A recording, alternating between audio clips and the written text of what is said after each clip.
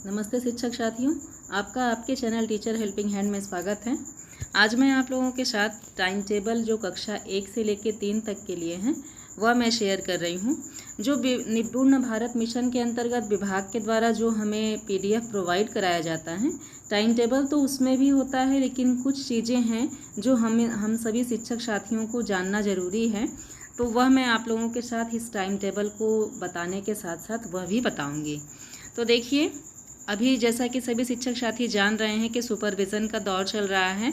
इस समय अधिकारियों का निरीक्षण लगातार बना हुआ है और अधिकारी जब भी हमारे विद्यालय में आ रहे हैं तो कुछ क्वेश्चंस पुट अप कर रहे हैं, और निपुण भारत मिशन का जो प्रशिक्षण चल रहा है उसमें भी इस तरह के क्वेश्चंस किए जा रहे हैं टाइम टेबल से, समय सारणी से संबंधित। तो सभी शिक्षक साथी थोड़ा सा ध्यान दे दें तो आप अधिकारियों के निरीक्षण के समय जो प्रश्न पूछे जाते हैं उसका आसान तरीके से आसानी से उत्तर दे पाएंगे।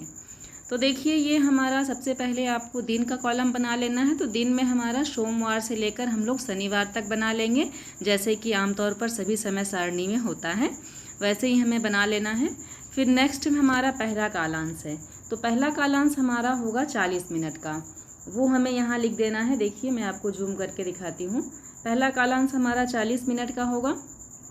भाषा विषय का, अब भाषा विषय के अंतर्गत हमें क्या क्या कराना है सोमवार को?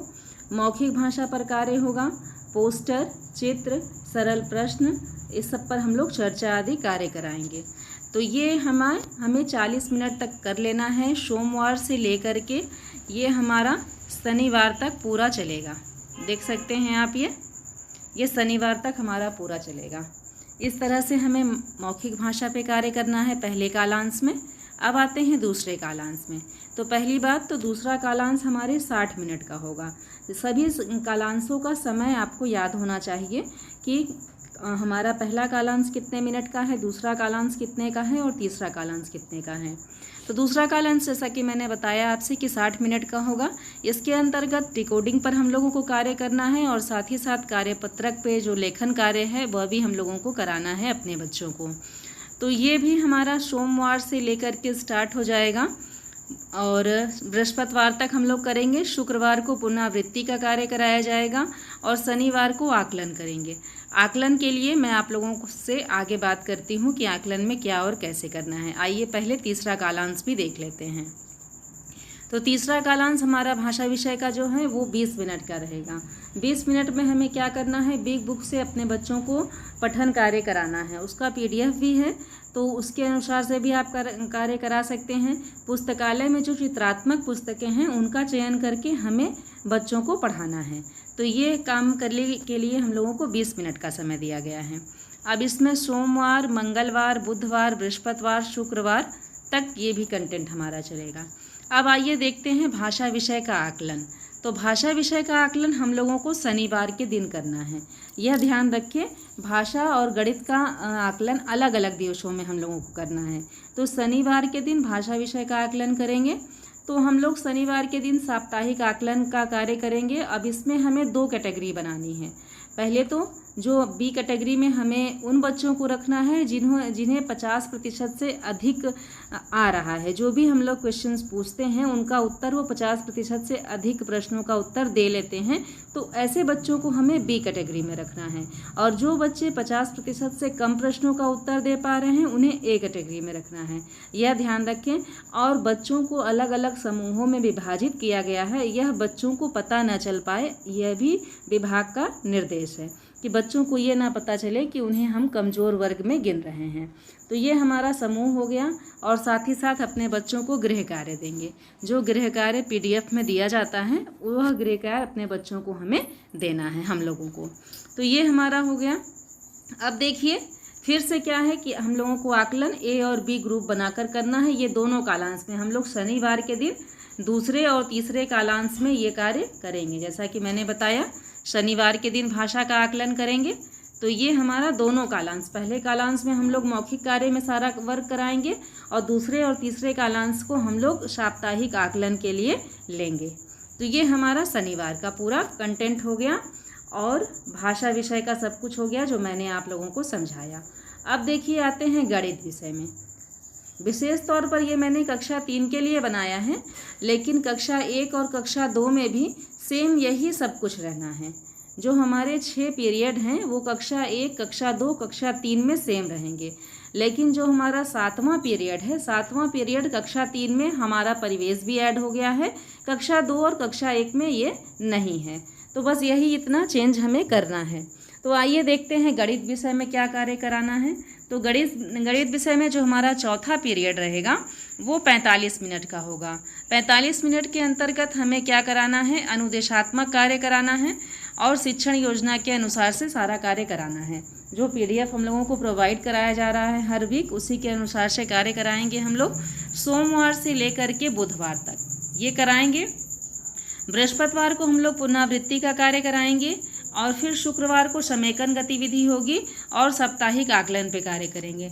यह ध्यान रखें, ये क्वेश्चंस मेरे विद्यालय में भी किया गया कि आप भाषा का आकलन कब करेंगे और गणित का आकलन कब करेंगे। तो यह ध्यान दें कि भाषा का आकलन हम लोग शनिवार को करेंगे और गणित का आकलन हम लोग शुक्रवार को करेंगे।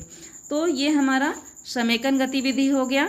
और उसके बाद फिर हम लोग क्या करना है, हमें अंतिम शनिवार के दिन 50% से अधिक जानने वाले बच्चों को पुनरावृत्ति कराएंगे और 50% से कम जानने वालों को रिमेडियल कार्य कराया जाएगा। ये हमारा हो गया। अब देखिए नेक्स्ट कालांश में हम लोगों को क्या कराना है। तो ये जो हमारा 5वां कालांश है, यहाँ थोड़ा गलती से लिखा गया है, 5वां कालांश है ये हमारा, ये 40 मिनट का है। इसके अंतर्गत कार्यपत्रक और वर्कबुक पर हम लोगों को कार्य कराना है। तो सोमवार, मंगलवार, बुधवार हम लोग 3 दिन कार्य कराएंगे और पुनरावृत्ति का कार्य कराएंगे बृहस्पतिवार को। शुक्रवार को भी पुनरावृत्ति का कार्य कराना है और शनिवार को भी। तो इस कालांश में हम लोगों को पुनरावृत्ति का कार्य कराना है 5वें कालांश में। अब आते हैं 6ठे कालांश में। तो 6ठा कालांश हमारा 40 मिनट का रहेगा, जिसके अंतर्गत जो हमारे शिक्षण योजनाएं हैं उनकी अभ्यास गतिविधियों को हम लोग यहाँ कराएंगे। तो सोमवार, मंगलवार, बुधवार तीनों दिन हम लोग अभ्यास गतिविधि का कराएंगे और उसके बाद बृहस्पतिवार को जो भी वर्क छूट गया है, कहीं बच्चे नहीं आए हैं या किसी भी कारण से बच्चों को नहीं समझ में आया है, तो हम लोग उसको बृहस्पतिवार के दिन उस कार्य को कराएंगे। और शुक्रवार के दिन साप्ताहिक आकलन, जैसा कि मैंने बताया 2 कैटेगरी में बच्चों को रखना है। बी वाले कैटेगरी के बच्चे 50% से अधिक क्षमता वाले जो होंगे और ए कैटेगरी में जो 50% से कम प्रश्नों को हल कर पाएंगे। फिर साप्ताहिक पुनरावृत्ति व गृह कार्य, तो हम लोग शनिवार के दिन पुनरावृत्ति का कार्य कराएंगे गणित विषय में। तो ये हमारा है। अब आते हैं हम लोग अपने 6वें पीरियड में। तो ये हमारा 7वें पीरियड में हम आते हैं। 7वां पीरियड में सोमवार को ये हमारा 7वां पीरियड 35 मिनट का है, जिसमें हमारा परिवेश सोमवार को है, मंगलवार को इंग्लिश, बुधवार को फिर हमारा परिवेश, बृहस्पतिवार को इंग्लिश और फिर शुक्रवार को हमारा परिवेश और शनिवार को संस्कृत। तो ये हमारा हो गया। अब लास्ट देखिए, जो हमारा ये कालांश है वो 40 मिनट का है। इसमें छात्र कौशल विकास का जो रहता है वो कालांश है। ये भी कक्षा 1, 2, 3 में सेम है। तो बस ये 6वां कालांश हमें 7वां कालांश हमें बदलना होता है कक्षा 1, 2 में। बाकी सेम जैसा ये मैं बता रही हूँ, ये कक्षा 1, 2, 3 तीनों के लिए है। तो इसमें हम लोग बच्चों को खेल, चित्रकला, गीत, संगीत, बाल गीत, कविता ये सब करा सकते हैं। तो ये आप लिख करके नीचे पूरा इस तरह से जैसे मैंने आयोजन दिया है ऐसे आयोजन पूरा दे लें। तो अब ये देखिए, ये हमारा टाइम टेबल पूरा तैयार हो गया है। इसे ऐसा तैयार करके हम लोग अपनी कक्षा में लगा लेंगे और इसके अनुसार से ही अपना शिक्षण कार्य कराएंगे कक्षा में। और अधिकारियों के निरीक्षण के समय हम उन्हें आसान मतलब उनके क्वेश्चंस का आसान तरीके से उत्तर भी दे लेंगे, कोई परेशानी नहीं होगी। अगर कहीं आपको कोई दिक्कत होता है तो कमेंट सेक्शन में ज़रूर लिखिएगा। धन्यवाद।